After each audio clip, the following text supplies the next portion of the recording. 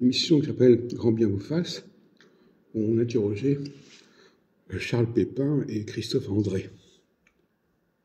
Et alors, à un moment donné, la discussion a conduit à distinguer la joie et le bonheur. Pour moi, ce genre de problématique est complètement ridicule. Pourquoi ? Parce que il s'agit de discuter de catégories, de classements qui sont comme ça dans l'air, que les gens ont dans la tête, une sorte de distinguo sémantique plus ou moins valable, alors qu'il y a des questions beaucoup plus importantes sur le langage à se poser, comme par exemple l'usage de la forme pronominale. Je me demande, je m'en veux, je me plais, je me lève, je me sens.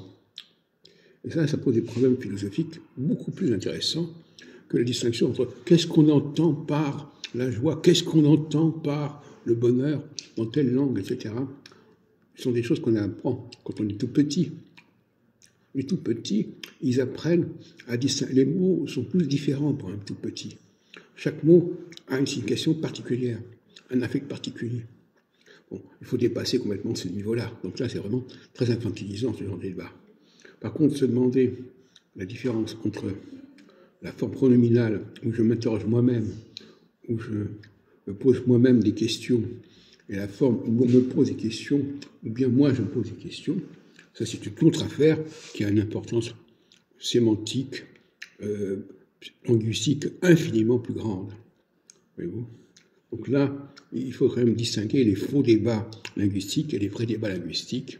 Les faux débats, c'est qu'est-ce que signifie tel et tel mot, dans l'absolu comme ça. Et les vrais débats, c'est l'importance, par exemple, la gauche et la droite, comme c'est un vrai débat. L'importance de dire si je me demande et si je te demande, c'est un vrai débat. Il y a l'importance de savoir si les rapports entre les voyelles et les consonnes, c'est un vrai débat. Et pas ce débat sur la joie et le bonheur. Quand j'ai entendu ça, j'ai trouvé ça vraiment ridicule et dérisoire. C'est extraordinaire. L'expression en français est intéressante. Si je ne m'abuse. Bon. Effectivement, j'ai reproché parfois aux femmes de réfléchir sur elles-mêmes, de s'interroger sur elles-mêmes. Mais en effet, je veux dire que je me suis peut-être un peu trompé, parce que c'est fondamental de s'interroger sur soi-même. C'est fondamental de réfléchir sur soi-même. C'est la forme réflexive. Donc, bien sûr qu'il faut réfléchir sur soi-même, il faut bien s'interroger sur soi-même, il faut bien se poser des questions. Et le français a une capacité à construire la forme pronominale, la forme réflexive, qui est très souvent supérieure à ce qu'on trouve dans d'autres langues. À vérifier.